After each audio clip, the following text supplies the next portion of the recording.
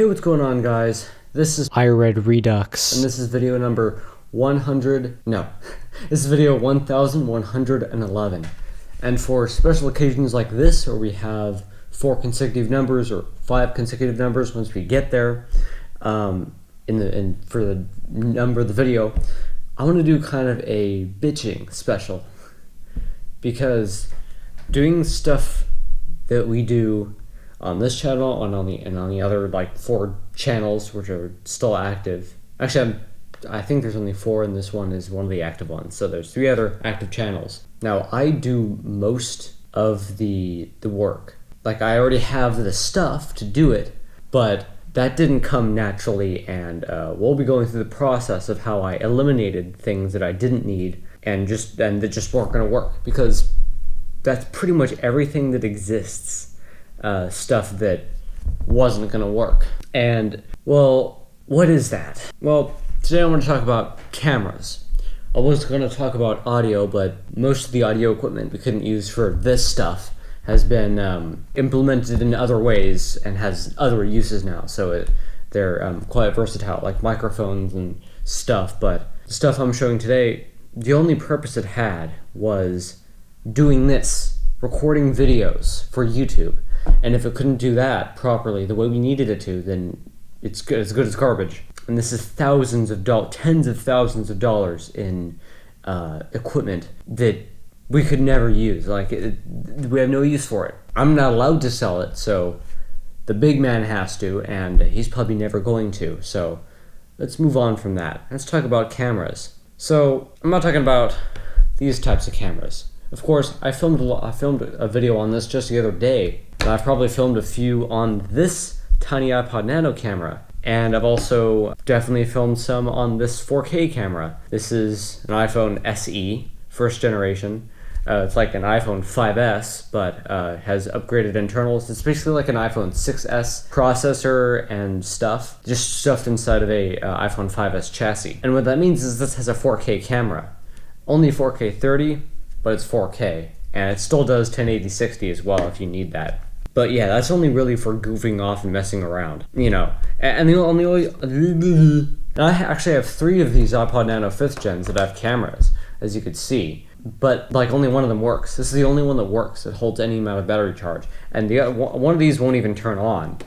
And the other turns on and stays on for about half an hour and then dies. But this one stays on for like 8 hours playing music. So I actually did use this, and it has a camera, so I used the camera as well. And the only reason why this works is because my friend Garrett put in a lot of blood, sweat, and tears to go ahead and fix this. So that works. The hold switch doesn't work. He did break that, but the rest of it pretty much works. It's just missing its top bezel, bottom bezel, and the camera bezel. So that sucks, but I do have those parts still, except for the top bezel. So we could probably replace that if I had the glue and had the skills, of which I don't. So let's move on from that. So the first thing we tried to do was film on my iPhone. That's a really good freaking idea. It's a really good idea to film on your iPhone, because your iPhone, if you have a new iPhone, newer than like 2019, it can shoot 4K 60 video, which is incredible, in the H.265 or HEVC codec. Now what that means is it stores the video more efficiently, but at the cost of more processing power to edit and to create that video while you're shooting. But your iPhone can do that no problem, because the processor in here is so much smaller, which means it's so much more efficient. That's layman's terms. This can do a better job encoding with lower. This can do a better job of creating the video, of shooting the video on the fly, than any of the cameras we're going to show today. And that sounds really stupid, because it's a freaking phone. How can that happen? Well, again, it's because the processor is so much more efficient, and it can do way more with much less power, probably several times less power than any of these cameras we're going to show here. But what that also means is, if you want a camera that can shoot 4K 60, that's what you're kind of stuck with. You're stuck with the stupid lens arrangement, you're stuck with the stupid bit rate, you're stuck with the stupid way of getting video off, because you're not going to edit video on your phone. That would be idiotic. People edit videos on their phone. But that's actually not a USB 2 interface. That's just its default. The Lightning connector can do USB 3, however, you need a special adapter to do that, but they do exist and they're not horribly expensive, like hundreds of dollars. They exist, they work, as long as you have a phone that is better than this iPhone SE or later. So yeah, anything with the A9 chip can do USB 3 for the most part. So yeah, 4K 60, very hard for cameras to do, but an iPhone can do it no problem because it's just more efficient, which means it generates way less heat doing it. These cameras can't shoot very good quality video. Yeah, it's 4K 60, but that's just the format. What you put inside that format is completely different. It can be a video from this, like a crappy like 480p video from 2009 from a crappy camcorder. You can put that inside of that same container. Or that's not the best word to use here, but yeah, you can put that in the same format and it'll work, but it'll look like a 2009 crappy camcorder still. That's kind of what happened with the iPhone. It shoots okay video at 4K 60, but it's not really good enough for professional use. I think it can be. I mean, Apple themselves proved it, but that's if you tune your setup for the iPhone, not your iPhone for your setup. Which means you have to change your lighting, you have to change your audio, you have to change how you get the videos off the device that you're shooting on. It all has to change if you're using iPhones. And you have to buy expensive lenses, and this thing already costs like $1,400, so that's additional cost on top of that. I mean, iPhone cameras got better after this iPhone 12 Pro. This is just my personal phone, but they never got great, but it's good enough for most people. But for professionals, no. Decent 4K 60 video is such a hard thing for modern cameras or camcorders to do at all in any price point. This took me a long time to figure out. And so much so that it took us more than a year of experimenting, of buying different cameras, seeing what the hell their deal was and what didn't work, what did work, and it ended up costing us like $20,000 in equipment. So let's start this journey. So iPhone was out.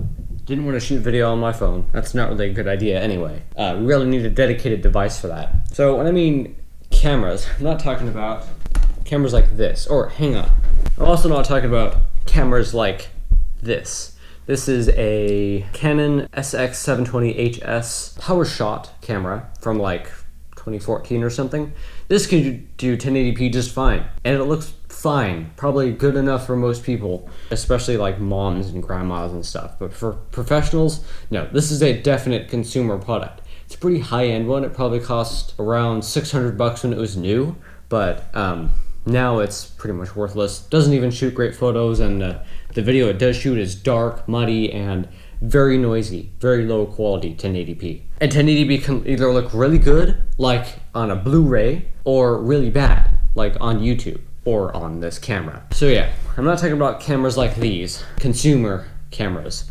This is actually a camcorder with a hard drive in it, believe it or not. And I definitely shot some PepperMepperProductions videos on this specific camcorder. And the difference between a camera and a camcorder is a camera, at least in the modern sense, is a still camera, point and shoot still camera that can shoot photos, really good photos. That's its main purpose. Or it can have an alternate mode that can shoot video. Now I'm shooting video right now. You're not going to see this because I'm not going to edit this video, but yeah, so I can save the video and then play it back later. And that's one of the upshots of one of these. It's a hybrid point and shoot camera, a hybrid camera, but it's just a normal camera, so it's not really meant for video. So that's not really great for video. So what are we going to do? Well, buy a camcorder, obviously, because the upshot of a camcorder versus a normal camera is, why is this all the way zoomed in by default? What the hell's going on? Can I zoom out, please? What the hell? It was like pre-zoomed out, or zoomed in, that was weird.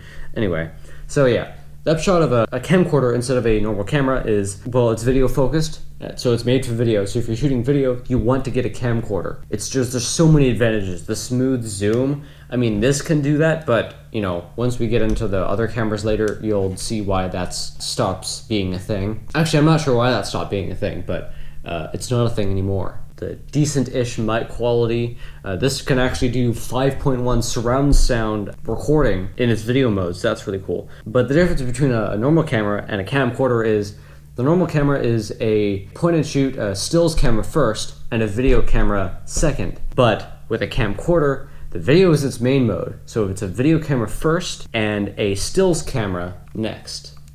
So I just shot oh no, I didn't shoot a picture. I think I have to press that. Oh, there you go. Just shot a photo.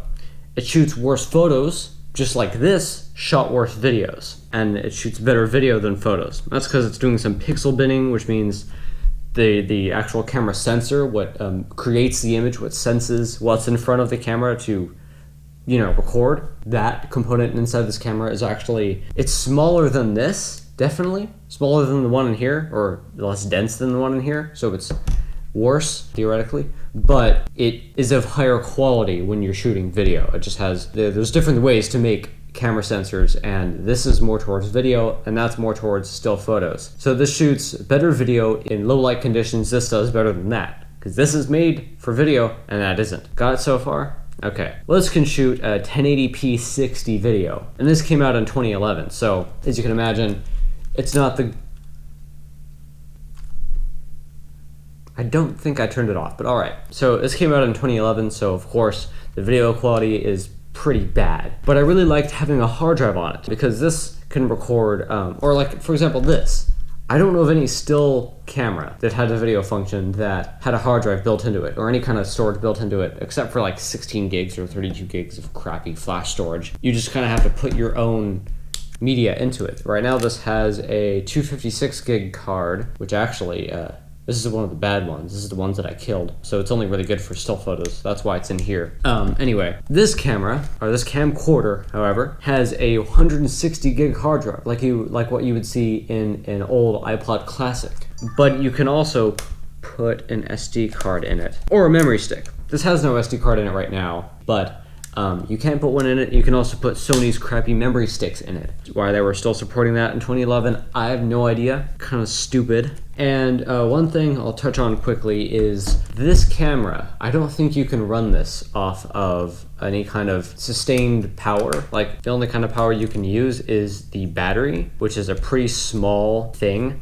This is a 4.5 watt hour battery, and that's kind of the capacity of the battery. Like, you can gauge how long it'll last by taking that and then finding out how much power the camera consumes. You can find out how long the battery will last based on those two numbers, or kind of. So, yeah.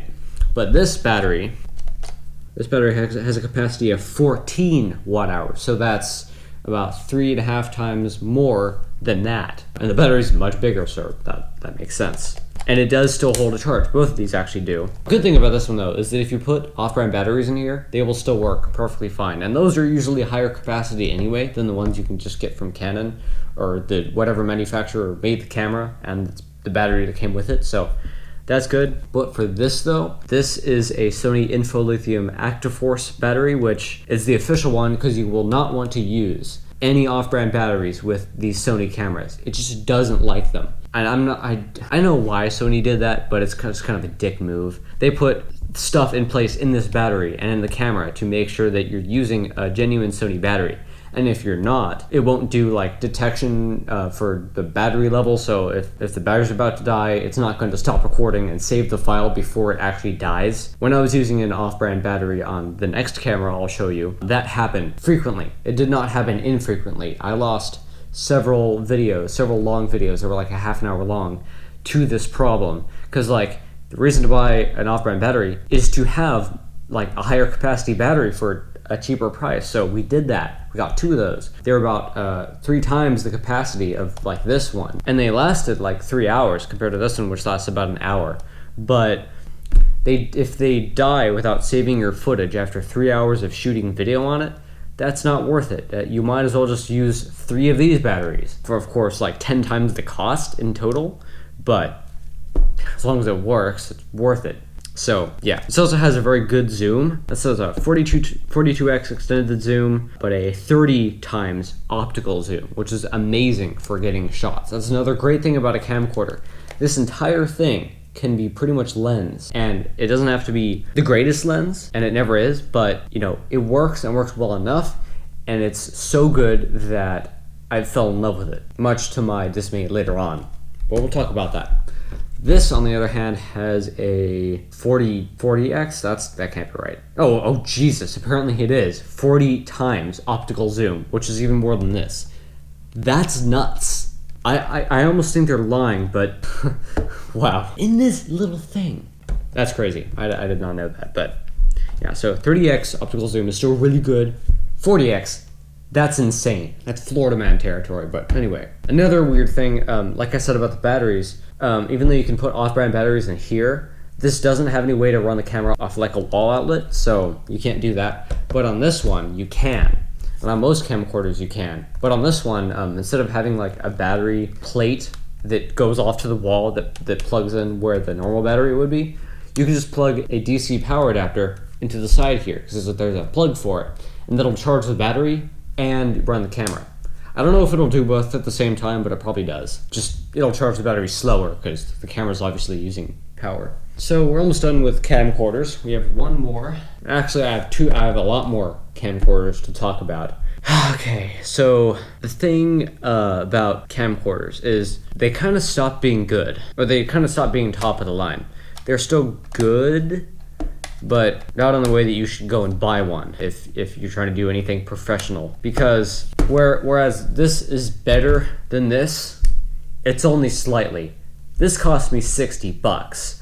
This cost us $1,200, and it's only marginally better. It's like they took this and just scaled it up to 4K and made it a little bit modern, shoots in a better codec, has a better lens. I think it might have more zoom. No, it actually has worse zoom. This has 30x. This has only 20x. The fuck? That they could have fit it in here, but they didn't. But anyway, that is still a really good zoom distance, and you can get a lot done with that. This has the same battery issues as this one does with the off-brand batteries. So bad that I actually sold those batteries off with the other one of these cameras that we had. This one is not mine, I'm not allowed to sell it, but we do still have it. And again, this can shoot a memory stick. For some reason, this camera probably came out in like 2019, and it still has a memory stick slot.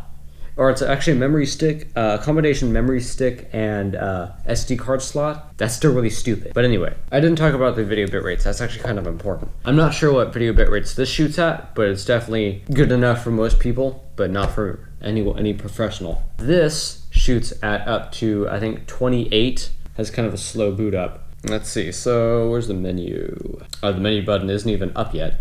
It takes forever to start, Jesus. Come on now. Let's see, quality and size. So 60p. Okay. That's not helpful. How do I see what bitrate it has? Rec mode. Okay. I think it's 28 megabit of video, and that's H.264, just normal AVC or AVC HD, which is a format that I kind of hate because it acts like a Blu-ray. It actually puts like Blu-ray files, like the Blu-ray file structure onto the hard drive or onto the SD card. Really freaking stupid. And what's worse is this camera does the same thing, but it buries the files even like somewhere else that you have to go find. So that's stupid, but you can always just, whichever folder is largest is going to be the one that has the videos in it. But this can actually shoot in both formats, both AVC HD and XAVC, XAVC-S. Which is just stupid.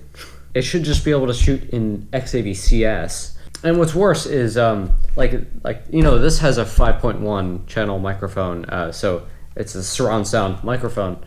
This has the same thing, but it's actually better and worse at the same time.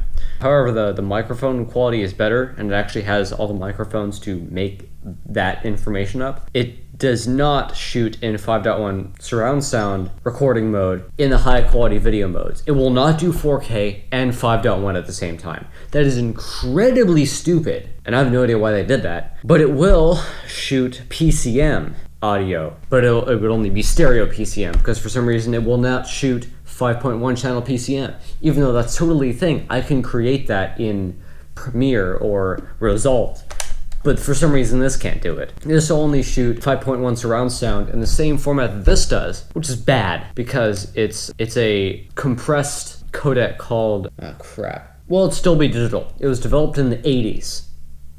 So that tells you how bad it is. So it's an 80s digital format for audio. It was probably improved upon over the years, and it doesn't sound that bad, but for professional stuff, that's ass. And if you're recording 5.1 channel surround sound, you probably shouldn't put it in something like that. however movie studios or whatever would make you think. That's just a bad format, especially compared to AAC and PCM. PCM is like raw audio. You should always record on that if you're planning to do anything after the fact with it. But AAC is the next step down, which is still compressed, but not as much as Dolby Digital.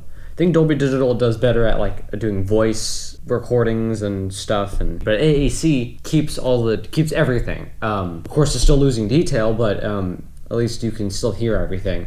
And this shoots in AAC, and it sounds better than this, despite this being video based on that nut. But this can shoot in PCM stereo, which is amazing. It's only 16-bit, but you know, it's CD quality audio. So if you're listening to, like the Eagles on a CD, this can shoot that quality. That's a very bad way of representing it, but it can. So this can shoot in 50 megabit, 60 FPS, 1080p video in the XAVC-S codec, which is basically just H.264 but at a higher level. So it just takes more power to do stuff with after the fact and to create on the fly, to shoot video with. It's just a more intense codec, but it's also more efficient, slightly more efficient than H.264. This can also shoot in AVC HD, as I said, like this can, and it basically is just an updated version of this camera with extra features for 4K and extra codecs bolted on. So it basically does the same thing as that. 28 megabits maximum is the bitrate for this. Sorry, 24 megabits. That's kind of ass, holy crap. Again, this is a $1,000 camcorder before tax. That's really stupid. And it'll only shoot in the 5.1 channel surround sound mode in this mode, which is really dumb. But you can also shoot 4K, but it's only 4K 30. And I think this has a fan. I think I hear a fan in there. So like there's definitely, they could have probably put 4K 60 into this. It probably could do that if they tried. At its default, shoots 60 megabit 4K 30 video in XAVC-S mode, but it also does 100 megabit in XAVC-S for 4K 60. Sorry, 4K 30. Wish it did 4K 60. And of course, you can also shoot photos, which of course I don't have an SD card in here or any kind of storage, so it's not actually gonna shoot the photo. It's just gonna give me an error. I wish it just shot the photo and then didn't save it anywhere, just threw it away. But again, it has zoom, which is awesome. It just looks less smooth because it's shooting in 4K 30, which wasn't good enough for me. See, I don't like a camera that can't shoot in 4K 60.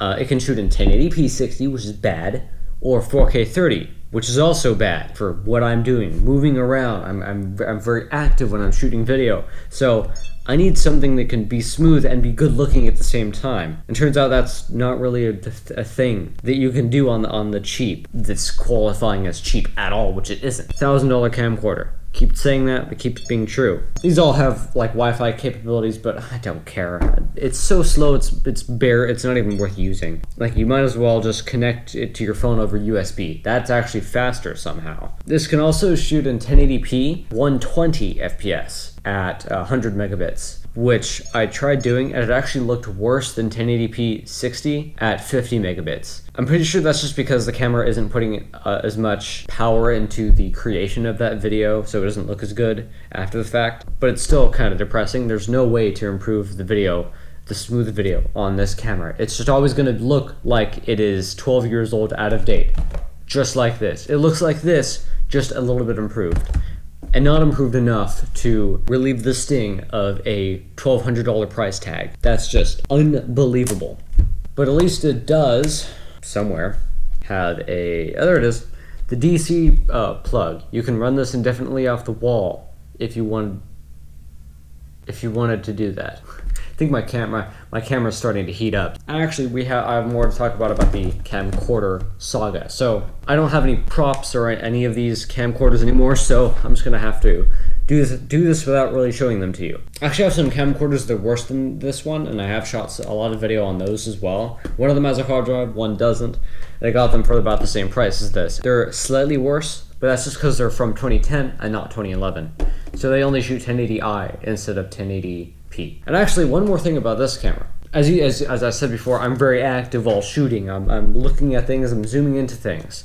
And one thing that I hate about a lot of cameras, and what makes a lot of cameras impossible to use for this, if I want to put them anywhere, or if I ever want to watch them, I have to have image stabilization, which means as I'm moving the camera around, it's stabilizing for me. Like, cause I don't have a very steady hand, so like the camera's definitely shaking in my hand right now. But this camera, when I'm shooting video, you won't ever see that in the actual video from this camera because it has built-in image stabilization, which they call super steady shot or balanced optical steady shot, whatever the fuck. And that basically means the camera, the little camera sensor is actually inside a pod and it is moving around. I don't know if you could see that, but it's moving around inside a pod in this camera, which means that it's counteracting my hand movements, which is really freaky if you're looking at someone that's shooting you with this camera. But for the shooter, it's really good because you don't get a lot of stuttery, jerky hand movements. Like, it's correcting all of this right here.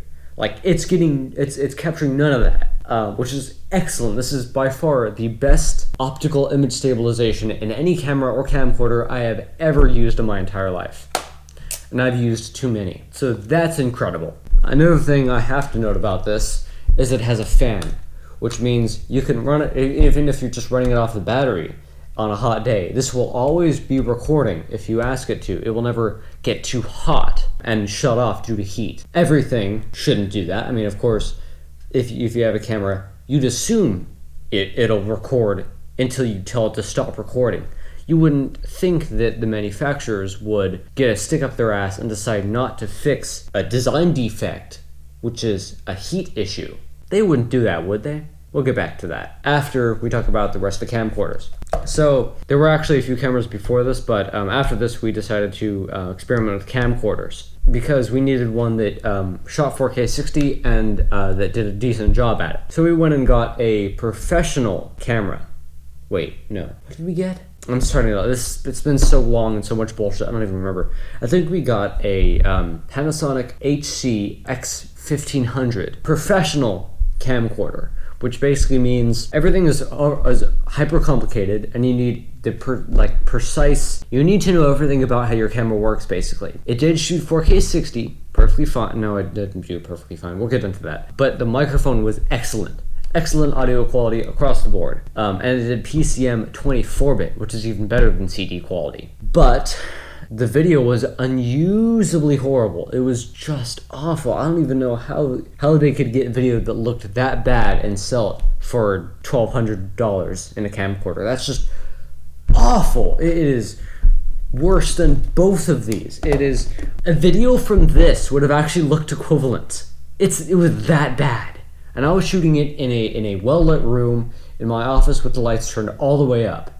And everything here today did at least twice as good as that professional camcorder did. I have no idea what Panasonic did to that camera to make it so awful, but that is not professional at all. That was a piece of trash. Like, that was landfill. And that was $1,200. So yeah, I don't know what the hell that was. So we got rid of that after about 3 days. So after that, I was like, let's just get a Canon GX10, which if you guys don't know, I used to have a camcorder called the Vixia HF-G60, which is a consumer camcorder that can do 4K 60 or 4K 30 or 1080p 60. But it does those two things very, very, very good. The 1080p 60, only 35 megabits, but that was good enough for most things. And for the 4K 30 option, did 150 megabits. Had no other options other than that. You could decrease the 1080p 60 or 1080p 30 or whatever you wanted, even 1080p 24, to be 17 megabits instead of 35. You could also shoot in 720p 30 at I think 7 megabits, maybe 10, I forget. Yeah, so I shot in 1080p 60 at 35 and 4K 30 at 150 for most of the time that I had that camcorder, and I loved it. And it didn't have any heat issues either because, well, I assume it's just because the camera body was so big and because it was only doing 4K 30 or 1080p 60 and not 4K 60, and it wasn't doing any like high processing or whatever that would make it overheat that much. So it probably didn't even need a fan. So it never overheated. It got a little bit warm at times, but it never overheated, never got too hot to use. And it was an awesome camcorder. I loved it so much. But it cost a lot. It cost about $1,600. And eventually, I traded it with my friend Garrett, the same Garrett that fixed the iPod Nano here, for a laptop that I could give to my girlfriend as an upgrade to her very rapidly aging MacBook Air, because she needed an upgrade. So I was like, I'll just trade this camcorder for that, since we have some other cameras, which I will show you. So that HFG60 can only do 4K 30. However, that was a camera that was released by Canon in 2019, maybe 2018. So it was a few years old by the time I had got that in 2022. But in 2017, first in that line of camcorders, Canon released the HF-GX10, which is the first and last of its kind. Canon never made any more of that camcorder, and it was their first and last consumer camcorder to do 4K 60 video, which is amazing. So we got one, and like I said, it's a camera from 2017.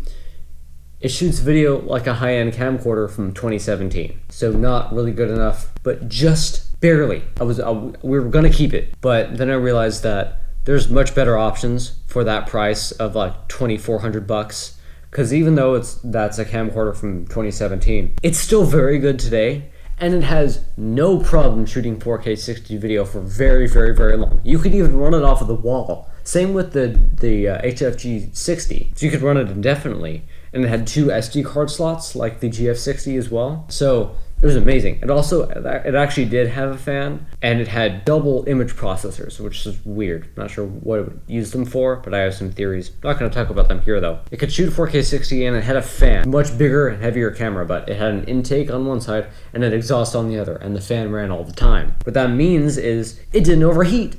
Wonderful, it's exactly what we were looking for. And we were about to keep it, but like I said, it's a camera from 2017.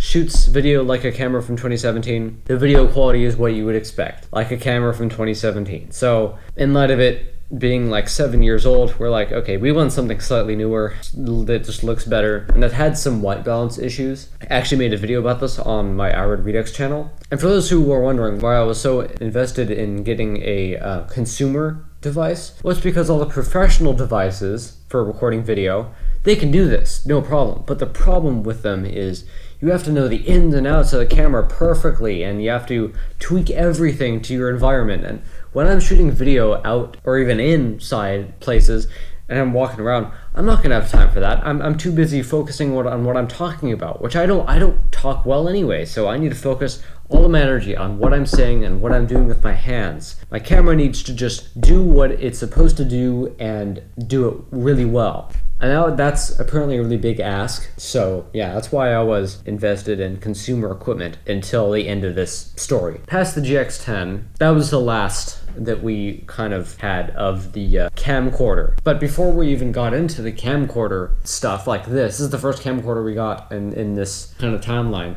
But before this, we actually had 2 other cameras, and they're actually a lot more akin to this than a camcorder, because they're hybrid cameras. So we have 2 of these. Actually, we have 2 of each of these, but we're only going to talk about one of them right now. These are Canon EOS R50s. These cameras were released in 2023. We bought them brand new. Actually, I think we even pre-ordered them, and I didn't get any say in it, which I should have, because these are not very good cameras. They're actually really good, contrary to what I just said. At least, like, compared to this, these are amazing. They shoot great video compared to this, but the video is still very soft, noisy, blurry. It's just not good. And even more than that, just like this camcorder, these can only do 1080p 60 or 4K 30 on the top ends. The bitrate is a little bit better though for the 4K 30. I forget what it is. I think it's like 160 or something, maybe 80. I think 80 is for the 1080p 60, but anyway.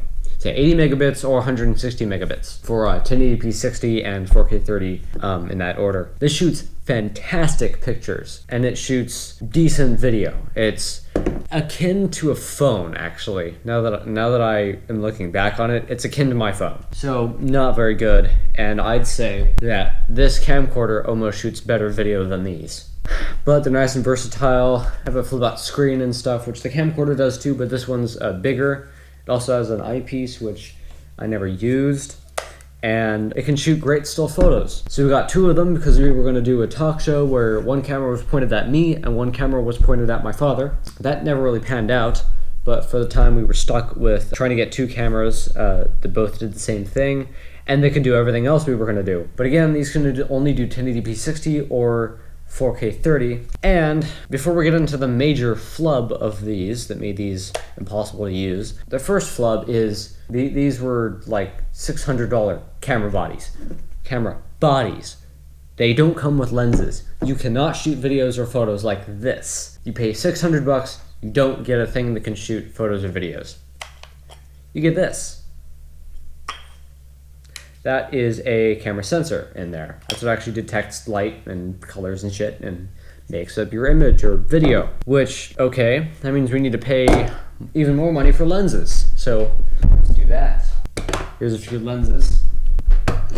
So, time to talk about frickin' lenses. So the cost of a lens is very, very high, depending on what kind of a lens and what quality of lens you want. This is getting into all the professional crap. This is very enthusiast level stuff. Enthusiast to professional. This is not basic at all. This is very complicated, annoying, and expensive. And if you don't get what you need, you will have to eat the cost of it.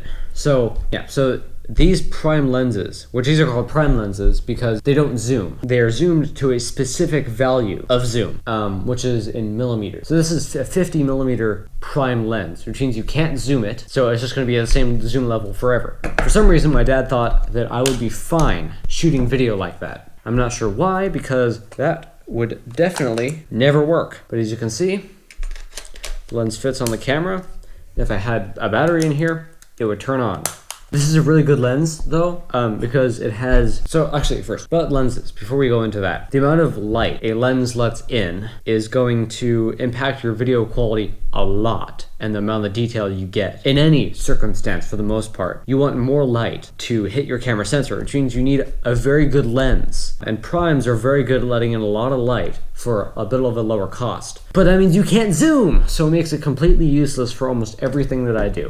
However, this lens is an f1.8 lens, and the higher the number, the worse it is. So 1.8 is really good. That lets in a lot of light. Your video is gonna be very good quality. Yeah, I'm not explaining this very well, but there you go. Yeah, that's great for video because, whereas photos, you can leave the, the thing open for as long as you like, let enough light in to your liking, but you have to keep the camera really still, but whatever.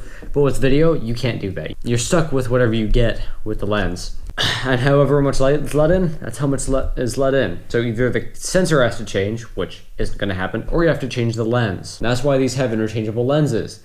That's also why they don't come with lenses. They do if you order the kit, but if you just buy the camera, it won't come with a lens, you have to buy a lens. So this was about 170 bucks, almost 200 bucks. And my dad got two of them because he thought we were going to use them both for both of the cameras. Which sure, for in his mind, the only thing we'd be doing with these cameras is a talk show, which is not my plan. So yeah, that wasn't gonna work. Prime lenses weren't gonna fly, and these have no stabilization whatsoever. So any stabilization is done by like warping the image in the camera itself, which is awful. It's just truly horrible. No one wants to watch video like that, and I never want to shoot video like that ever, never again. So I was never ever going to use these as good as the lens element actually is. And that's the quality of the glass, by the way. And that greatly contributes to cost. These lenses cost 200 bucks each, but I've seen lenses that cost $20,000 for a single lens. That's because they have a lot of elements in them, and they're all very good quality, because they have to be, because they're professional lenses. There's a lot of them in the middle, but there's only so many lenses. Well, once I told him that that wasn't going to be acceptable, he got some of these, which are zoom lenses, which are exactly what you would think they are. They aren't prime lenses. They don't just have one distance that they are zoomed in at all times. This is an 18 to 45 zoom lens, which means it can zoom in about 3 times. It's like having a 3 times optical zoom, but it's a very good 3 times optical zoom.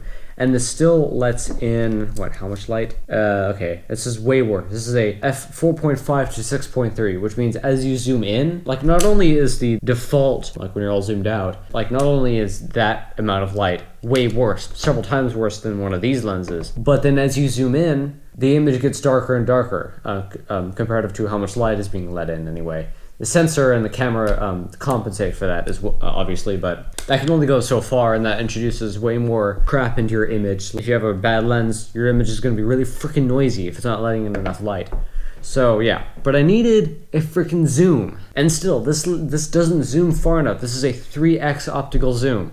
I'm looking for something at least like a 20x optical zoom. But as far as I know, those don't actually exist. So for now, I was stuck with this. And this fits on these cameras just fine. And their sensor is quite small, so this can accommodate. And what I was not told was these are full-size lenses. You can put these on any of the Canon R series cameras, and they'll work. This one, however, you can do that as well with this, but it'll only cover a smaller area of the sensor.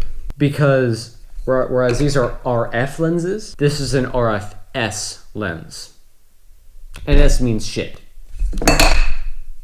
So, yeah. So it was not only a worse lens, but it was covering a smaller portion of the sensor. But for these actually have the smaller sensor. These have an RFS sensor. So, or actually it's called an APS-C sensor, but whatever.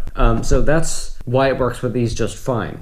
So eventually, as we were shooting video with these, you'll see right here, it says, I'll just have to read it. It says, caution, screen storage compartment may get hot. Do not touch. It never actually gets that hot, but the internals of the camera do. Remember I was saying how manufacturers would fix design defects, like the camera getting too hot when shooting video? They didn't actually do that.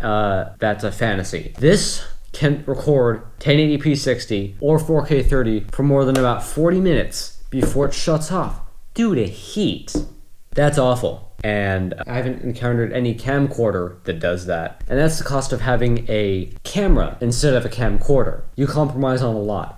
Mic quality as well is worse. Settings for video, just everything is worse with a camera as opposed to a camcorder if you're shooting video. You really want to get a camcorder, but those don't seem to exist anymore, so we were forced to get cameras. Yeah, so these heat up, and they get so hot internally, and they have no way of dissipating that heat off of the processor in here that it will shut off due to heat after 40 minutes.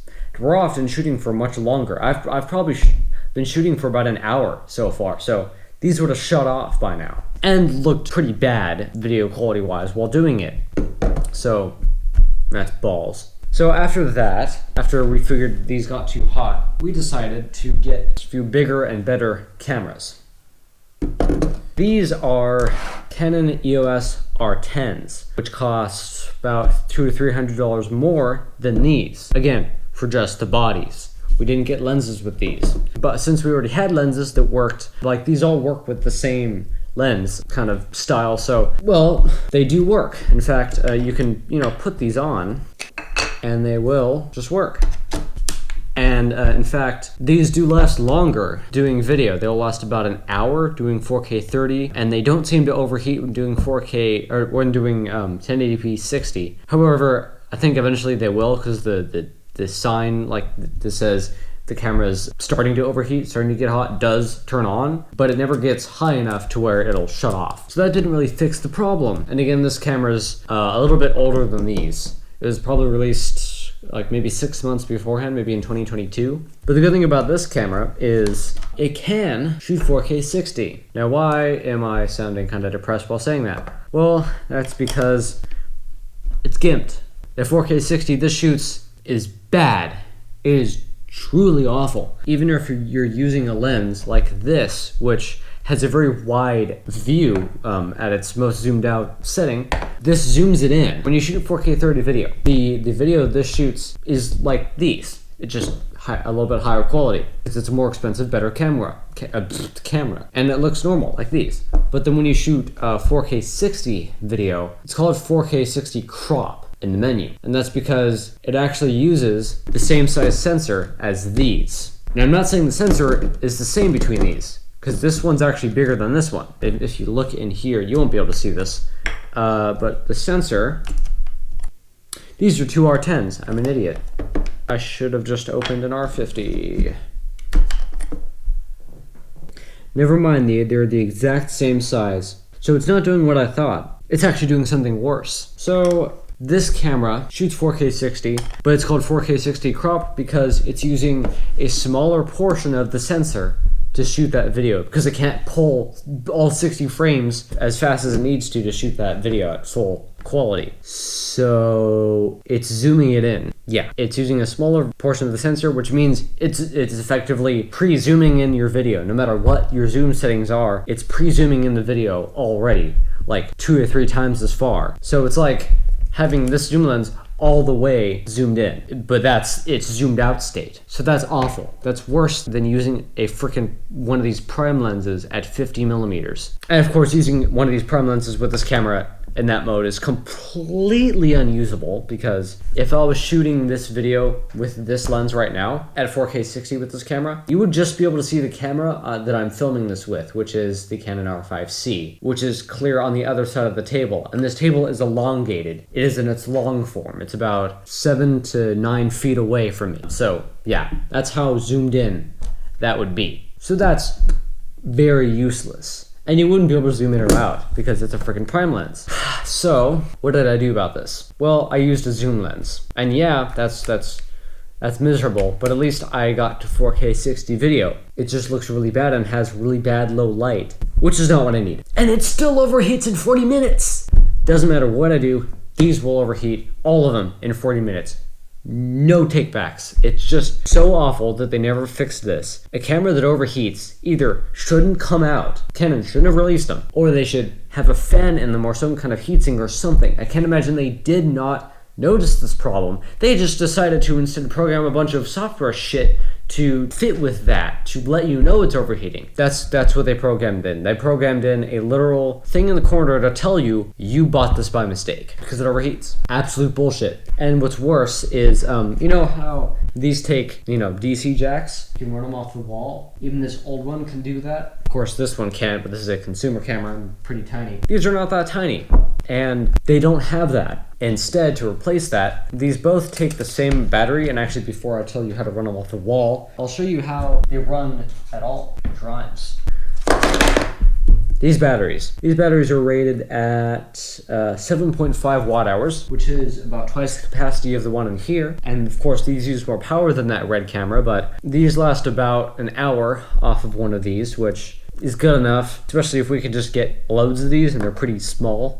We can charge them fast because we have 4 batteries. So of course we have 4 chargers to go with the 4 cameras and the 4 batteries. And of course these go in here and connect contacts in the bottom, close the door, you can turn it on. Oh, it's actually charged. There you go. But a bad thing about the camera for in terms of power here is, even though it has decent enough batteries, you can't run it off the wall. So someone, bless their soul, made a DC coupler. Basically a thing that plugs into the wall on one end, has a cheap ass cable that goes to this cheap ass power brick that has this weird connection here. I don't know what the hell that is. That goes to a fake battery with a cable attached to it that goes to the wall. Plug that in, and I'm not even kidding. Not even kidding. They planned for this. They planned for their product to be shitty because there's this little indent in the plastic here that's made of like PVC. You pull that back, and you can insert this battery thing into here, and then you can shove the cable through that little hole that you made with the PVC on the side. That's fucking stupid.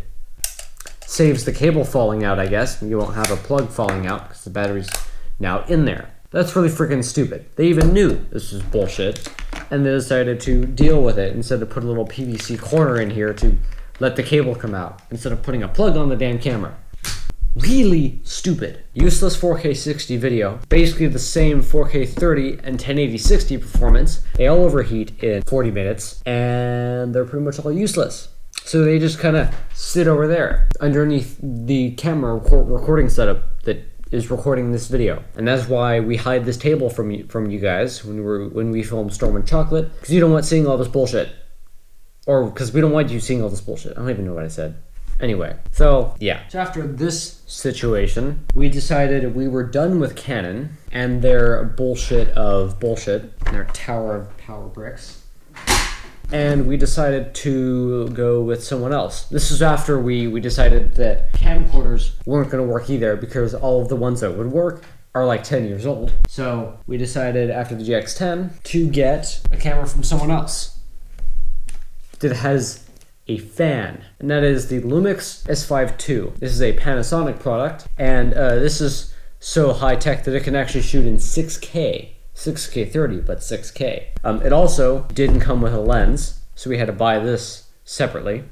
And it uses a different mount, so we couldn't just use the lenses we had for the Canon cameras, because of course every manufacturer has their own shit, their own lens mount. It's all slightly different. They would all fit if they wanted them to, but they specifically designed them to not work together. Fucking idiots. But anyway, this does not overheat at all. You can probably force it to overheat if you made the fan never ever spin up, but I just left it on auto 2 fan speed, and well, it's never overheated even when shooting for hours and hours and hours, which is amazing because it can also do 4K 60, except it's cropped, which this being a $2,000 camera, that kind of sucks because we can't have 2 of these. We can only have 1 of them, given our budget, which we had at the time, which we eventually disbanded from. But this is a $2,000 camera that did not come with a lens, so we had to buy a lens, which is like $500. And then we found that this 24-105 lens, which is about a 4.5 times optical zoom, so still 2 times worse than this. No, it is over 5 times worse than this in terms of zooming, but it at least gets me close enough to a subject to get a video out of it. And with the camera cropping, that means we kind of have to get another lens if we want to film 4K 60 at a normal, wide angle camera, like a freaking iPhone would shoot at, or like a freaking normal camera would shoot at, or to find a point on it, like a camcorder would shoot at. I needed a camera that acted like a camcorder, so we needed a different lens if I was going to shoot like that at 4K 60. So we got like another $300 lens, which is another zoom lens that goes from 14 to 28. So this does not zoom enough for most purposes compared to this, which already doesn't. This is only a 2x zoom lens, but it at least lets me zoom in a little bit. It doesn't have any massive problems other than that, and lets in an okay amount of light. It's a 4 to 5.6 lens, so it's better than the zoom lenses for the Canons that we had, and it gives me a wide angle, view, like a camcorder. The problem with that is now I have to keep swapping the goddamn lenses depending on what I'm doing, which means if I bring this out of the house,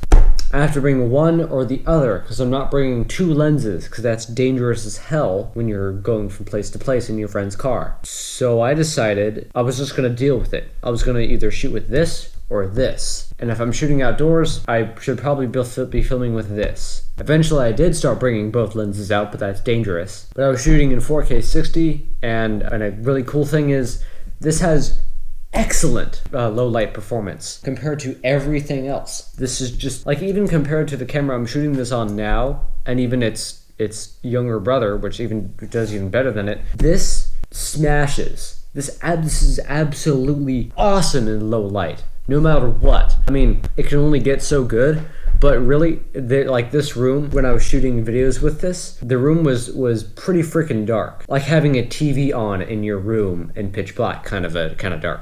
Really, really dark. And this looked like it does now. I'm not even kidding. The video will be a little bit cooler through this camera, as in like it was a little bit more blue than red. It looked like the same brightness that I'm in right now with this camera. So that's freaking awesome, and I love how this camera is. Just I miss this camera so much.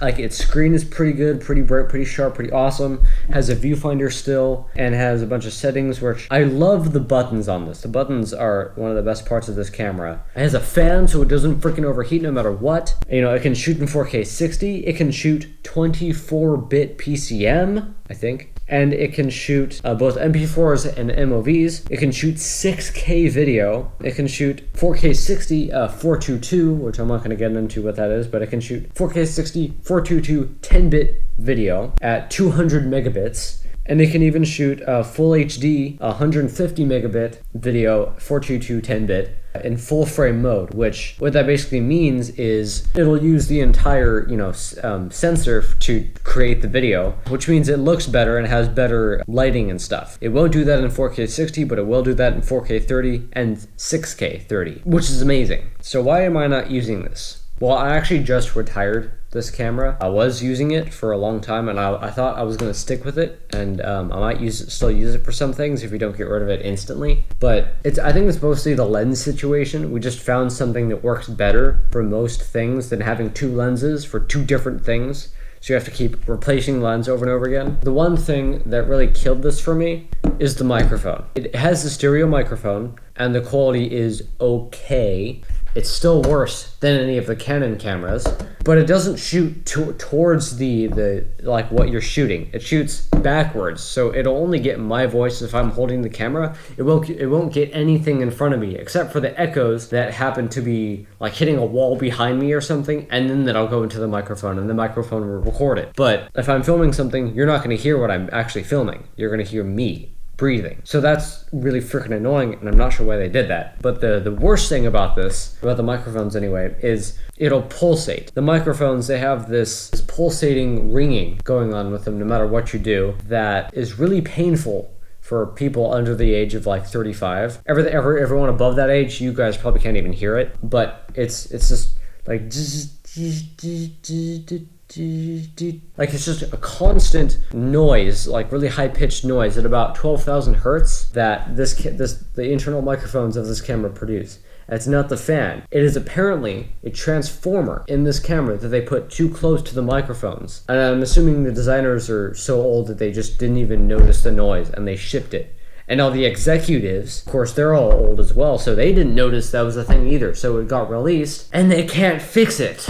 So even if because we did do this, we mailed this back to Panasonic, back to the Lumix place for repairs to see if they'd fix it. And they didn't fix it even though they said they did. They did absolutely nothing. It was actually worse when it was delivered back to us. So, wow, very big design defect. I don't know how everyone there missed it. That seems really stupid. The solution is to use an external microphone. But again, if I have to worry about what my camera is doing the entire time I'm shooting, it's not worth it. Because I'm shooting, I'm focused on talking, I'm not focused on adjusting a mic on my shirt or whatever. And that's only gonna be a mono mic anyways. And it's gonna be worse quality. So I didn't wanna do that. So goddamn, what am I gonna do? Well, I just used this as a camera as part of a set, as part of this set. It was in the place of the camera that's there right now, filming this video. And it was doing a fantastic job doing that. And it still would. I would still use it there if we didn't have this one that's actually better. It solves other problems that I'll get into. So yeah, awesome camera, love it so much. Just don't get it unless you're gonna use an external microphone with it. So yeah, this also has 2 SD card slots, and you can actually plug this camera through USB-C into your computer and then copy the files off the SD cards like that. It'll actually be faster than using a card reader. So that's amazing. Great value add. And all these Canon cameras can't do that, which is really stupid. I don't know what the hell their deal is. Excellent camera. Just has some glaring issues that they should have fixed before they released it. Oh, actually, let me talk about the battery and power situation. So, battery in this camera right now has a really weird freaking shape. Okay, I've never seen a shape like this, but it works. And it's a 16 watt hour battery. And this is the one from Lumix themselves. Now, that wasn't really enough for what I was doing. It only lasted about an hour and a half.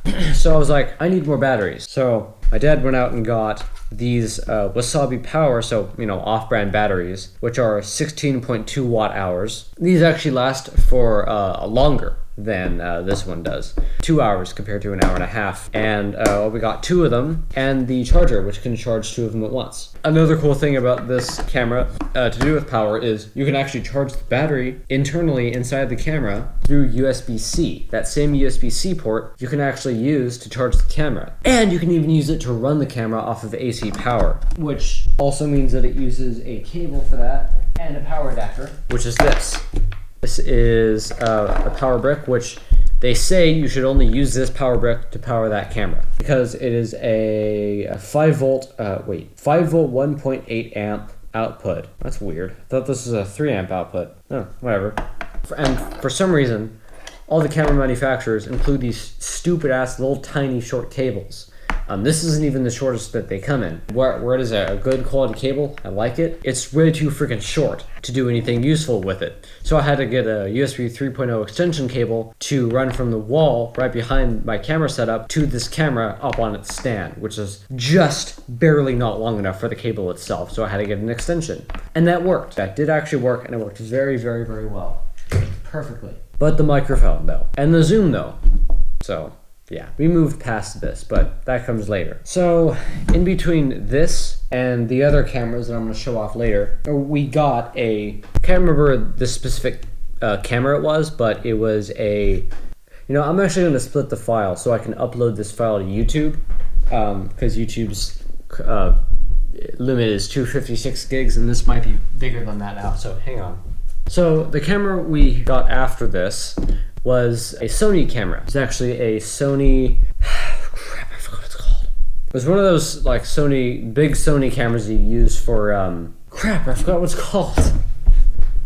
But yeah, welcome to part 2 of this video, where I have to look up the goddamn camera. It's not a Sony EZ, it's one of the more expensive ones. It's like $3,000. It's a Sony Alpha. So it's a Sony Alpha, but which one? Oh yeah, it was a Sony Alpha A7 IV, which, wait, was it? Yeah, it was a Sony Alpha A7 IV, which at the filming of this video is $2,200 from Amazon. It was probably $2,400 when we bought it, and it did not do 4K 60 full frame. It cropped it, so again, it was just as bad. And what's worse is the video quality wasn't even as good as the Lumix, and it was probably going to have the same problem, like the same battery problem situation for off-brand batteries as the other Sony cameras. So we decided to get rid of that, even though that probably would have been good enough. I probably would have been able to learn how to use it. It didn't do enough auto settings, so I decided that was not going to be good enough. And also the lenses, there weren't enough lenses available for it that would fit my needs. So we decided to return that, and instead we got a camera that's no longer here, because we don't have it anymore, because it costs a lot of money and we didn't have that. We went back crying to Canon. So we got a Canon R8, which could shoot uncropped, full frame, 4K 60 video, and we got a lens to go with it. Which of course we don't have anymore because we don't have that camera anymore. That was an awesome camera. It lasted no, that's the problem. It didn't last very long. It lasted about 20 minutes shooting that video. It was excellent quality video. That is by far the best quality video I have ever seen any camera I have held in my hands shoot ever. And so far I still have not seen a camera that can shoot better video than that. Even the more expensive ones that cost, $1,000 more couldn't do the same. But it only lasted 20 minutes, so that of course wasn't good enough. And even if the camera didn't overheat and actually did have a fan, which it didn't, the batteries, the little nightmares from before, lasted about a half an hour on a full charge. And having 4 of them is still not good enough, because I'd have to keep swapping the goddamn batteries every half an hour. And that's really stupid, annoying, irritating, and useless. So I myself and I decided that was never going to work for me, even if it was awesome in terms of quality. So the next thing I did was I decided I needed to find a camera with a fan, which took way too long and we paid way too much for it. And actually we tried 2 cameras at the same time, both of which we actually did end up sticking with, and we still have today. This is one of them, in fact, that I'm shooting this video with. So the first camera of the bunch that I'm going to talk about, because I can actually show it to you, because I have it, isn't being used right now, is the Canon EOS R6 Mark II. This is a $3,000 camera, body, not even with the lens. And it is a full frame camera that can shoot in, actually, I don't know why it's set to Full HD right now, but it can shoot in 4K 60 at 220 megabits, H.264, uncropped. That's amazing.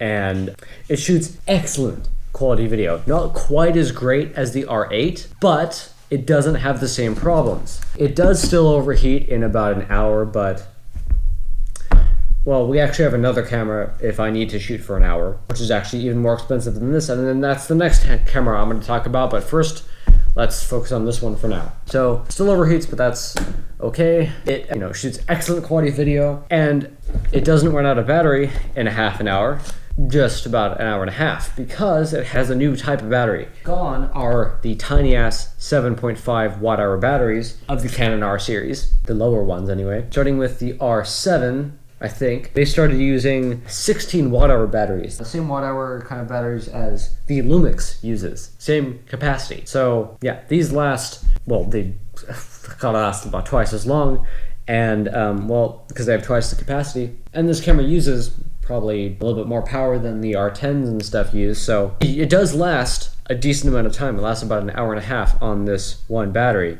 which is good enough. I just need, 2 more batteries and then I'm golden, which we do have actually. Actually, we have a shit ton.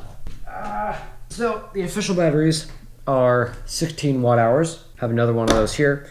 But the unofficial batteries that we got are 21 watt hours, which is excellent. Now, the original batteries and the cameras came with chargers, battery chargers, which can only charge one battery at a time. But the off-brand batteries came with double chargers. We have 2 of these now because we bought 2 pairs of batteries. And we'll actually get back to why I did that. So we have some decent battery-ness here, and that means I can run this camera for as long as I need to, until it overheats anyway. But I was willing to make that compromise for excellent quality video for like YouTube Shorts or shorter videos that are like less than 20 minutes. I'll shoot them on this camera. But originally I had gotten this lens because I was never going to use the prime lenses with this because they're just too zoomed in by default, and I wasn't going to use this lens. Yeah, I'm using it now. I've been using it, but we'll come back to that, I promise. So I had been using this lens, which is a Canon 24 to 240 millimeter lens. It's a zoom lens, which has an awesome zoom. It's only 10x, but that's really as good as you can expect out of any lens, apparently, in this kind of form factor and style and everything. This is as good as they get for a 10x zoom. This is about as good as that will get. Problems include if you hold it at a lower angle when you're walking, it'll start zooming in. As you see, it's extending. That means it's zooming. You have to press the hold switch. Yeah, there's a hold switch or a lock switch, which keeps you from zooming, keeps it from zooming on its own, from its own weight. So that's great. One thing that you might notice about these cameras compared to the less expensive ones is they actually are taking out features. Like, why the fuck would they be doing that? But this doesn't have a flash. In fact, you have to use an external flash every single time you want a flash of any kind. And this is one of the my dad actually has for his Canon SL1, which has a flashlight on the front and a flash tube on the top, which you can also point forward in many angles. And you can use this in a bunch of combinations. You can do like fill lighting, so if you flash and into the ceiling and it fills the room with light momentarily when you take the picture, that actually works really well, way better than I would have thought. But that slides on like this, and it communicates with the camera. Locks on there. It communicates with the camera to take a picture using it. So yeah, that's okay. And one thing this camera can do is record PCM audio, that raw CD quality audio I mentioned before, instead of the AAC 256K that it records by default, which is already pretty good. The problem with that is it'll only shoot the PCM audio if you're in program mode or manual mode or TV, AV, FV mode. It won't shoot at that if you are on the auto mode, which is really freaking stupid. I don't know why they would do that. So you can't have excellent quality video and excellent quality audio at the same time. You have to pick one or the other, which is fucking idiotic. And every single camera that I've had up to this point has done something as bullshit like that. Like this had the 5.1 channel surround sound versus the 2 channel PCM issue. Like they're making you pick between good or good, not great. You can't mix them. They're one or the other, which is really fucking stupid. Pisses me off to no end, but it works well enough. This also is really weird because apart from these cameras that they all have one operating system. That sounds really weird, but they all have one operating system. They only have one mode that they boot into at a time, which is like the photo and video mode. You can record video in the same mode as you take photos. Of course, you can change the mode on the top of the camera depending on what you're doing, and yeah, your footage changes accordingly, but it never boots into a different mode for shooting video and, you know, photos. Whereas this kinda does. And we'll get back to that with the camera I'm shooting this on, actually. So if you turn this camera on, right now this is no card in the camera. That's actually bullshit because it actually has a card in there, but not one that's set for video. It has 2 SD card slots, and you can configure one for photos and one for video, or a bunch of other different configurations as well, like recording your main footage onto one SD card and then like a lower quality footage for editing purposes onto another card, which is called proxy footage. But this one has a separate video mode that you pick with this little dial here. It's in video mode right now, but you can also switch it to photo mode, which brings up a completely different interface, which is really weird. And it has a bunch of options for photos. And this one has a bunch of options for videos. So that's weird. The R8 doesn't have that, and the R10 doesn't have that, and the R50s don't have that. All their modes are intermixed. So that's weird. But this again shoots excellent quality video. The only thing that sucks about the lens is that, where is it? It is a f4 to 6.3, which means it has decent-ish to poor low light performance depending on what your zoom is. So by default, like at zoom level 24, which is like a normal camcorder zoomed out all the way kind of figure, it'll let in a decent amount of light. You can film some low light stuff in it, especially with the sensor in this and the processing in this camera. Shoots excellent quality video in low light, especially compared to everything else except for the Lumix. Lumix smacks all the Canon cameras down up the road in terms of low light performance. Just absolutely amazing. But you can only get so low light until you know, you get a bunch of noise when you actually try to turn up the brightness. So yeah, limited, but it does shoot in low light, and you can zoom in all the way up to 10x. You get a 10x optical zoom, and it is stabilized. The lens has optical image stabilization built in. And so does the camera itself. The sensor has optical image stabilization as well, which means you have 2 different stabilization features with this camera right now as it is installed with the lens and the camera body. This is really good, and it's good enough for what I do. Maybe not good enough for filming in a car, but it just barely is. But it's never going to match the Sony camcorder in terms of you know, shake performance. So what's the next step after this? We could get a better lens, but there actually aren't any lenses that go further than 240. There's lenses that do worse, and lenses that do even worse than that. There are no more that do this specifically. This is the most camcorder-ish lens you can get for this camera. And you have to zoom it by hand. That's another thing about these cameras. They're cameras, not camcorders. They're not meant for zooming. You have to zoom by hand. The only way you can make that not the case is to get a camera and a lens combination that doesn't make you do that and actually uses a thing called power zoom, which every consumer camcorder has had for an infinity amount of time. It's fucking stupid that that's a thing on that, but isn't a thing on this. I think it's because the manufacturers just don't think they need to include it anymore. Because most people don't need it. Sure, it'd be nice to have, but if you wanted a luxury product, you pay even more than this for that. A power zoom module costs $1,000. There aren't very many of them, but the only one that you can use with a camera even remotely like this costs $1,000. And it won't even work with this camera or this lens. You have to get a specific lens, which has half the zoom capability as this does. It's 24 to 105. And the lens costs $3,000. And the freaking zoom gadget costs $1,000. And the camera that you have to use with it costs multiple $1,000s as well. It's almost $10,000 for just a lens that can zoom on a camera like this. That's unreal and just so stupid and money grabby of Canon to do that shit. They should just have power zoom on this.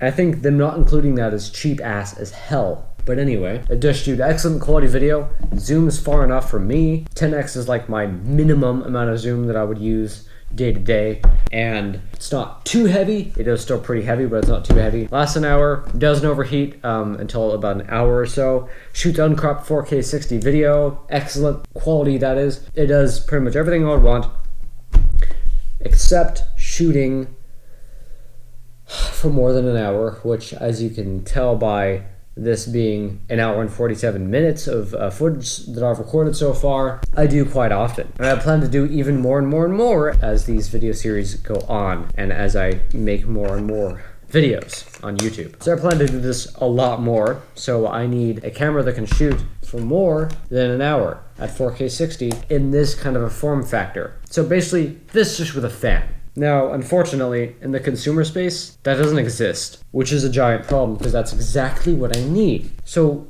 what am I to do? Well, I use that camera right there. The camera that's filming this video. It can film in 8K 30 or 4K 60 or something below that as well. And it can even shoot raw video. We talked about raw audio, this can do that as well, but it can also shoot raw video, which shoots in the gigabits territory. It also has 2 card slots. It has one SD card slot.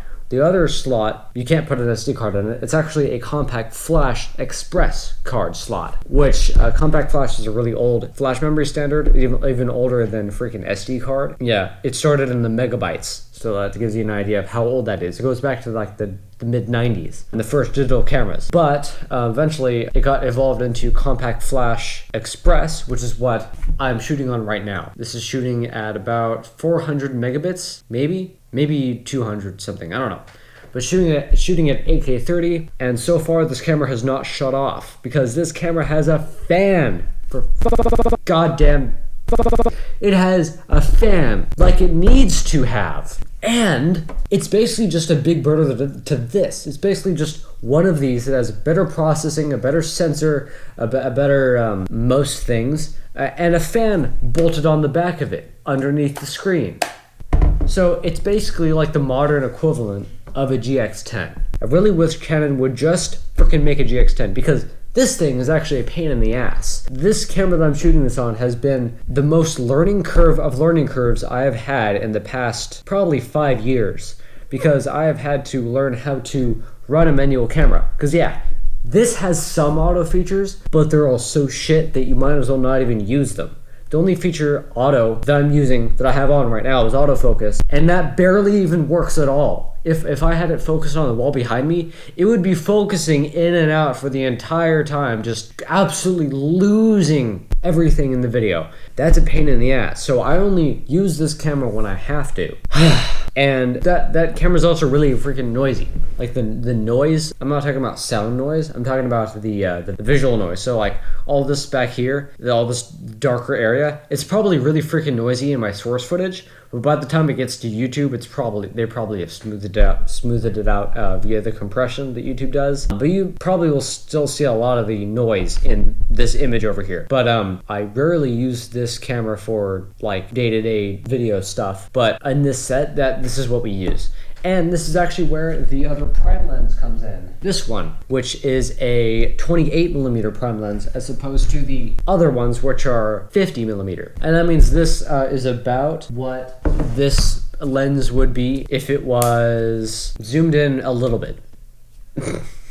It's basically like a 1.5 times zoom, just all the time. Just like pre-zoomed in 1.5 times. That's what this lens, using this lens is like on a camera. And it's not a zoom lens, so you can't zoom with it. But it lets in an obscene amount of light. It lets in, so it's a 2.8, actually no, it's worse than the 50mm lenses by about 2 times. So it's f2.8, so yeah, make it that what you will. But it lets in a lot more light than this lens, or the lens I'm even shooting this on, which lets in about half the amount of light as this does. So when we can, we use this prime lens. Because with this camera, it is imperative that you let in as much light that you can with the lens you have on it to try to keep the gain and the ISO down. You want the ISO as low as you can get. That's one of the things that I've learned in the past couple weeks trying to use this camera. Also, the white balance is horrible, so I always have to adjust it myself and turn off auto white balance. So I have the Kelvin balanced at 4400, and I have the ISO at 1250, and the f-stop is 1/30. That's because it's 30 FPS video.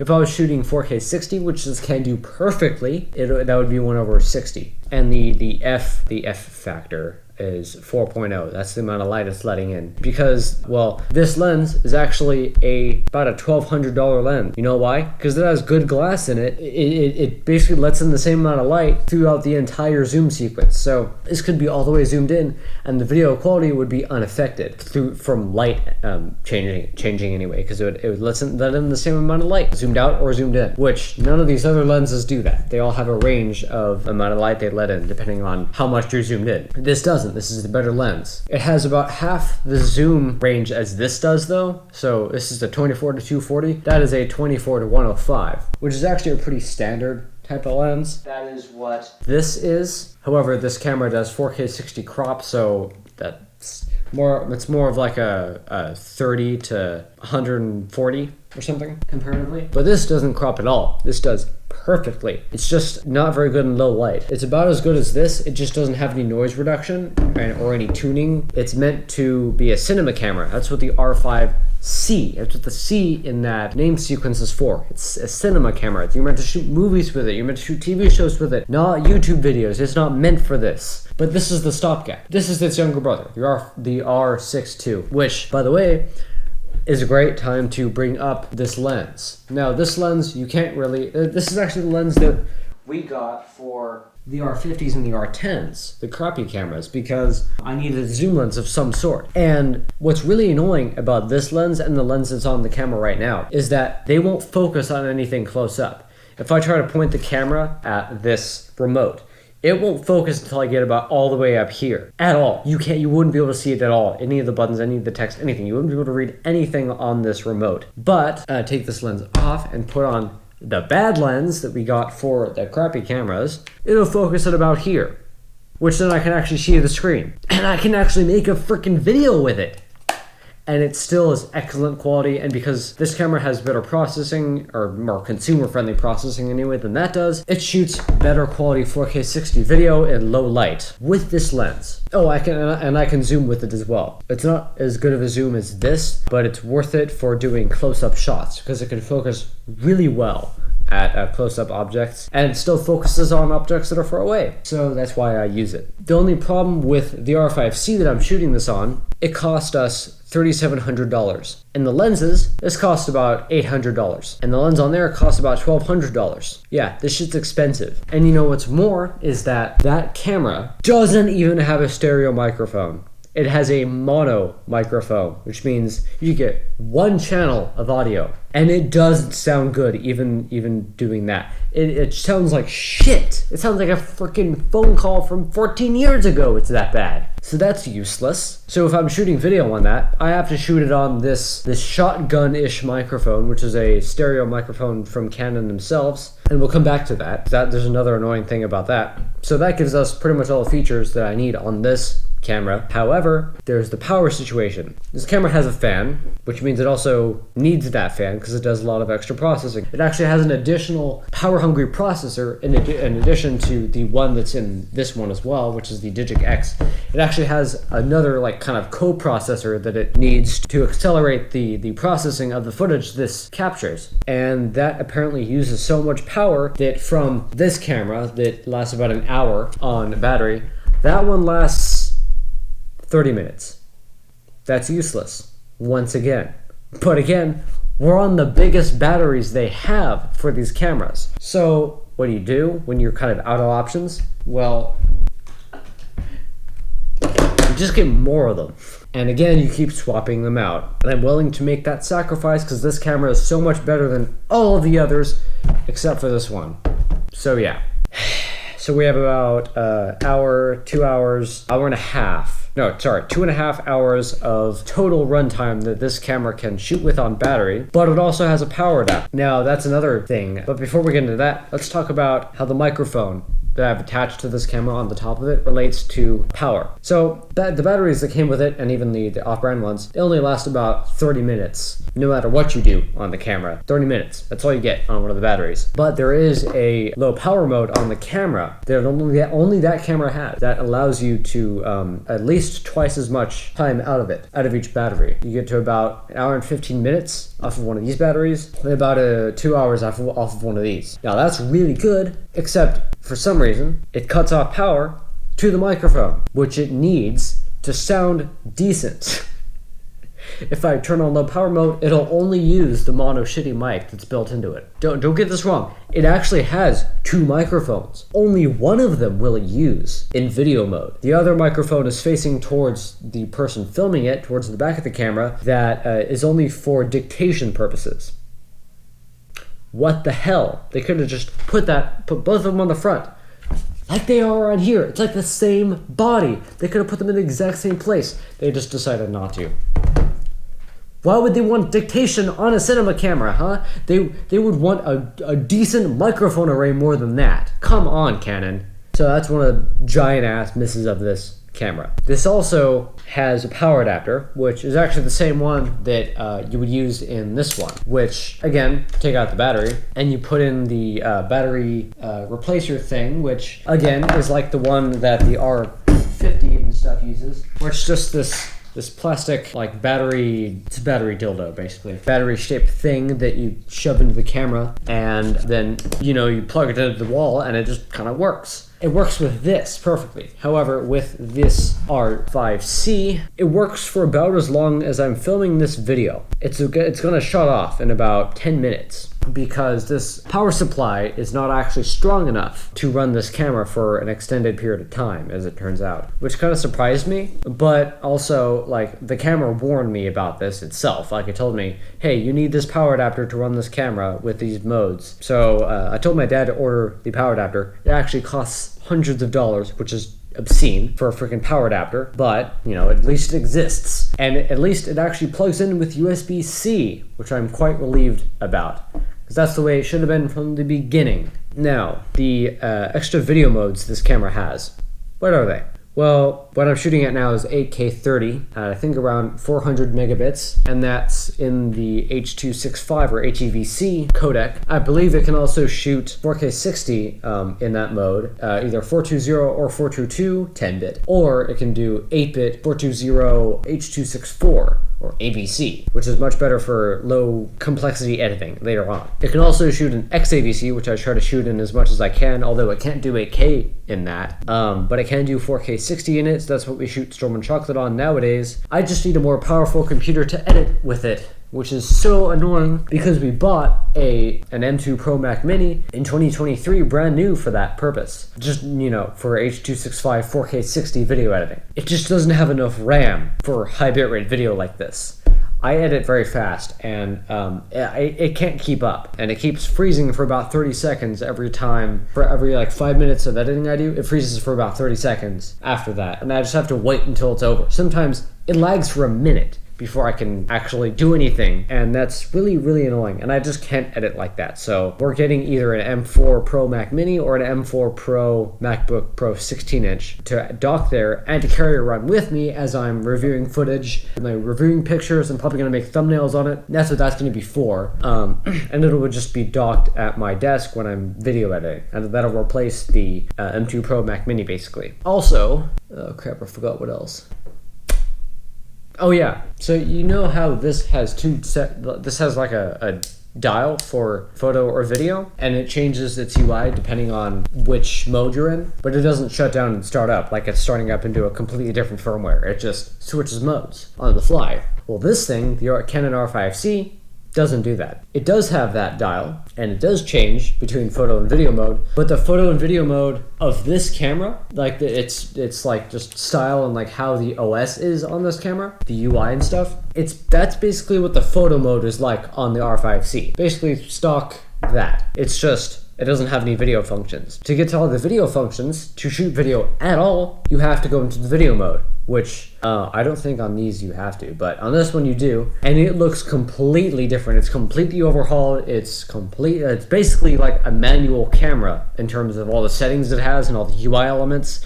It looks completely different to the photo mode that this camera has, and it basically operates as a completely separate firmware to the normal still picture mode, which, to be honest, is kind of cool.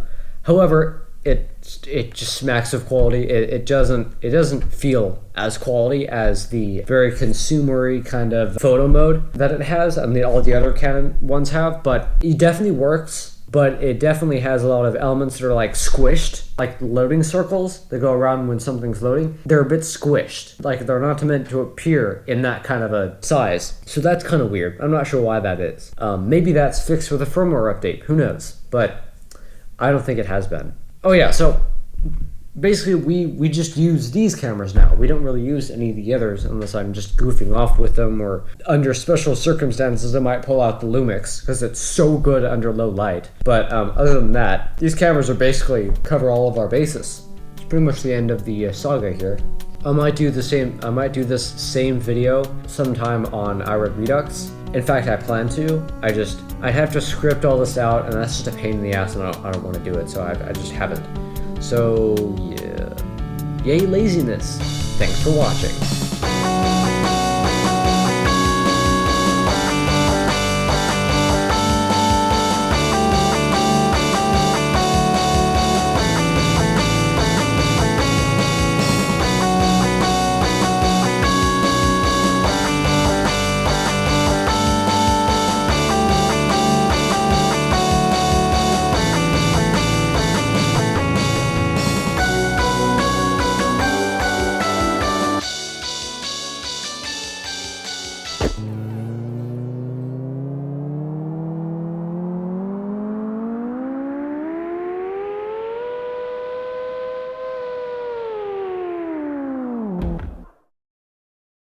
And actually, what's funny is my dad was he was telling me that, oh, it's probably not that bad. You probably just have to do a bunch of settings. And he's going through all the settings on the camera, trying to figure out how to fix it. And well, he couldn't find anything useful on the camera, so he took a look at the footage that I shot. That was how I determined it was horrible. And I was standing behind him, waiting for him to say, oh, that's fine. All you have to do is tweak some settings, like he normally does. And instead, he stares at it for about 10 seconds, and he just says, "Why is that so bad?" And then I burst out laughing, because that's exactly what he should have been saying this entire time. Why is it so bad? There's no reason why it should be that bad, but it was. So we got rid of that after about 3 days.